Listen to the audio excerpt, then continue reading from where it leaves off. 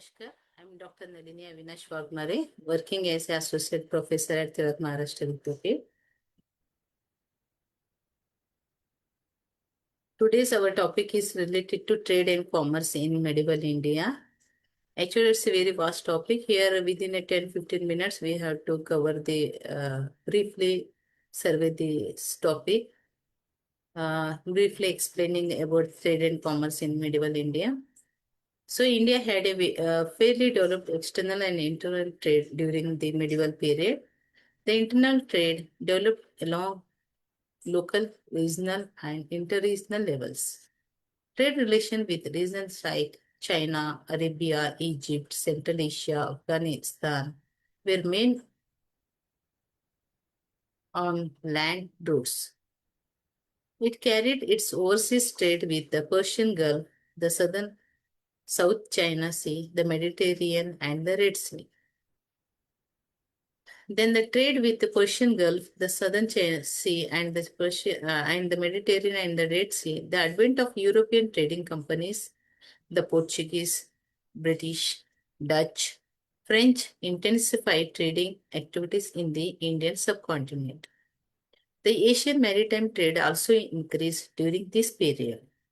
This period also witnessed proliferation of variety of new commercial activities such as money lending, brokerage, insurance, etc. We notice a large number of merchants, serfs, brokers, etc. playing a active role in the commercial activities. Then inland trade.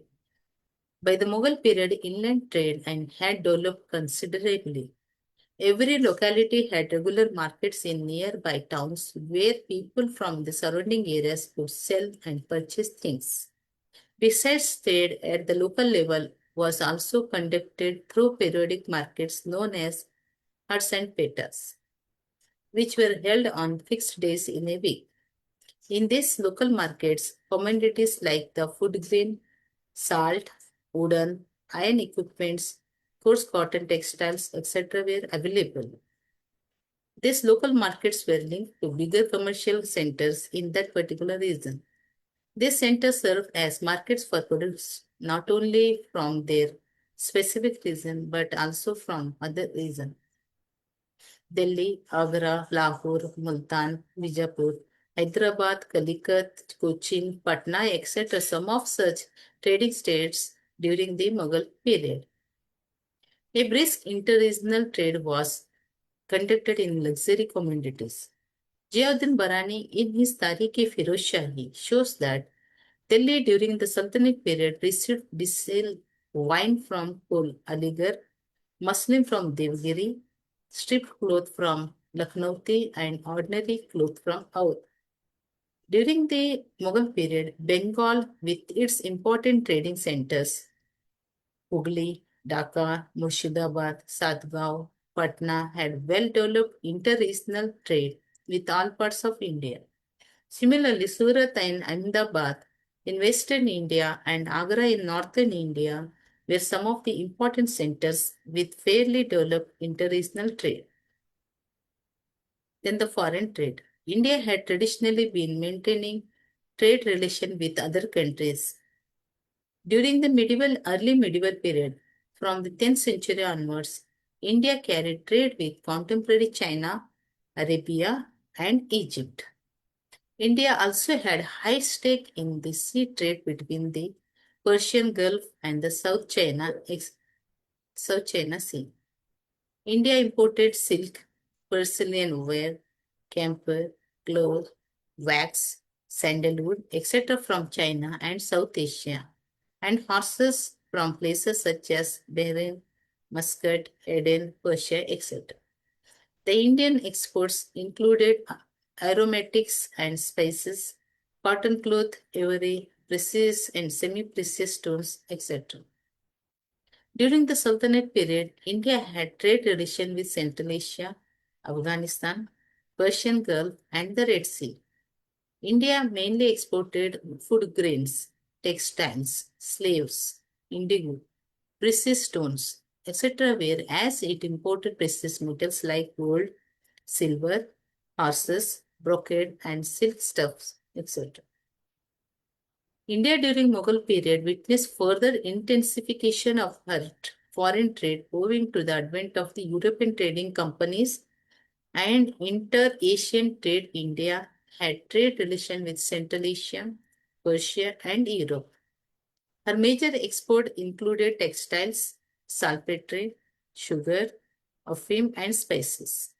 In comparison to her exports were limited to a few selected commodities like silver, silk, porcelain, good quality of wine, carpets, perfume, glass, watches, silver utensils, horses, etc.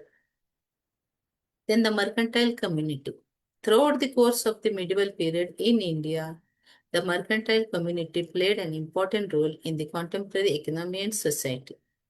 During the Sultanate period, Karwanis or Nayaks were merchants who specialized in carrying grains from the rural areas. The Persian term Karwanis meant those who moved together in large numbers. These people came to be called Banjaras in the later centuries. We also get reference of Multani merchant who specialized in long distance trade. They were mostly Hindu merchants. Mercantile class. We hear of a large number of mercantile classes during the Mughal period. Banjaras have innumerable references in the contemporary literature as a trading group who carried on trade between villages and towns. They generally moved with their families and households in groups.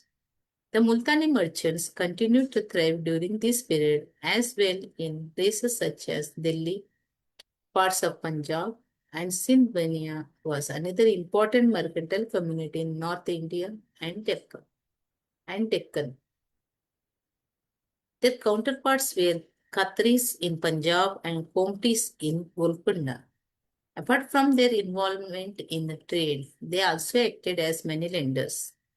The Bohars were another prominent mercantile community during the Mughal period. It had a very strong presence in Gujarat, Ujjain, and Burhanpur. Some of the other prominent mercantile groups were Chettis, South India, Ling, also Coromandel coast up to Orissa, Komtis Telugu speaking merchant group in Telangana or Andhra Pradesh. Then the serfs, it was yet another community engaged in monetary transactions. Reference to this community began to appear from the Sultanate period. However, by the Mughal period, it developed three distinct functions. Under that, money changers. In this role, a serf was considered an expert in judging the metallic purity of coins as well as their weight. He also determined the current exchange rate of specification coins. As bankers, they received deposits and gave loans on interest. As traders, they deal in gold, silver, jewelry. Besides, they also issued hundis or bills of exchange. Then brokers or dalal. So known as dalal. Brokers also known as dalal. It was another important commercial class. It emerged during the Sultanate period. However, brokers became a widespread commercial practice during the Mughal period. They worked as middlemen in various commercial activities and transactions. The foreign merchants who were unacquainted with the centers of production, pattern of marketing, and languages mainly depend on the brokers for their trading. These brokers worked in various capacities. Some of them were employed by merchants or companies. Some worked as independent brokers serving many clients at a time. A few of them worked as state-appointed brokers at commercial centers to register sale and purchase of articles. Broker's fee was not strictly fixed. It depended on the commodity and the efforts of the brokers to strike the deal. Then commercial practices. Along with the development of trade and commercial classes, some new commercial practices also developed during the medieval period. Hundi. Bills of exchange was a medieval commercial practice. Hundi was essentially a paper document promising payment of money after a fixed period of time at a certain place. This practice started because of the problems involved in carrying large amounts of cash from one place to another.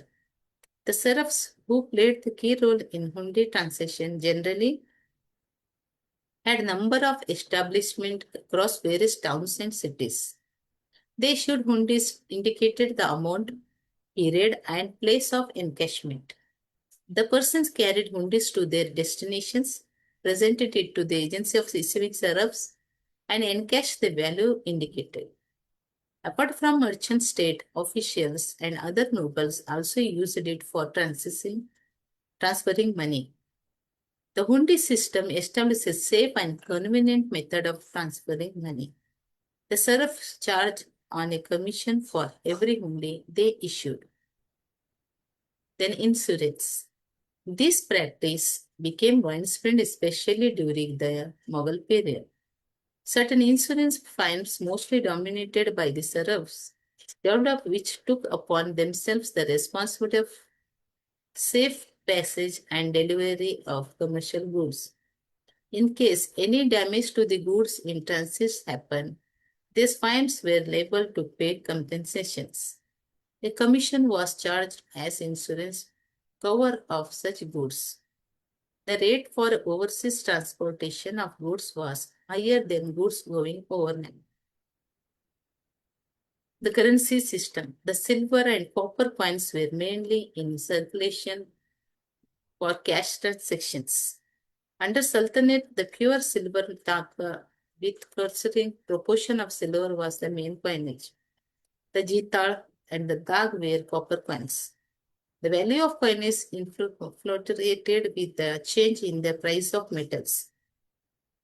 Under Sher Shah, for the first time, the purity of metals in coinage of gold, silver, and copper was established. The rupiah of silver came to be used as the basic coin for transaction. It was of 178 grains. The same continued under Akbar with minor fluctuation under his successors. The copper dam of the Mughal was 323 grains. The value of silver rupee to copper dam fluctuated as per the availability of scarcity of silver. During Akbar's period, 1 silver rupee was equal to 40 copper dam. The gold of Sharifi had a weight of 169 grams. Sharifi. The coins were minted at the royal mints spread in all parts of the kingdom. During Akbar's period, gold coins were issued from 4 mints, silver coins from 14, and copper coins from 42 mints. Number of rupee mints increased to 40 by Aurangzeb's time. Then revenue intermediaries. A powerful group of revenue intermediaries existed in between the state and peasantry. They enjoyed some hereditary or state-granted rights, either as religious grants or grants in lieu of their services, or appropriation of land revenue from the designated areas. This intermediary assisted the state in the process of land revenue collection. The medieval Indian peasantry was a hard-pressed lot. The repressive nature of land tax, demand of share in revenue by intermediaries, frequent natural calamities rendered the life of an average peasant dismal and deplorable.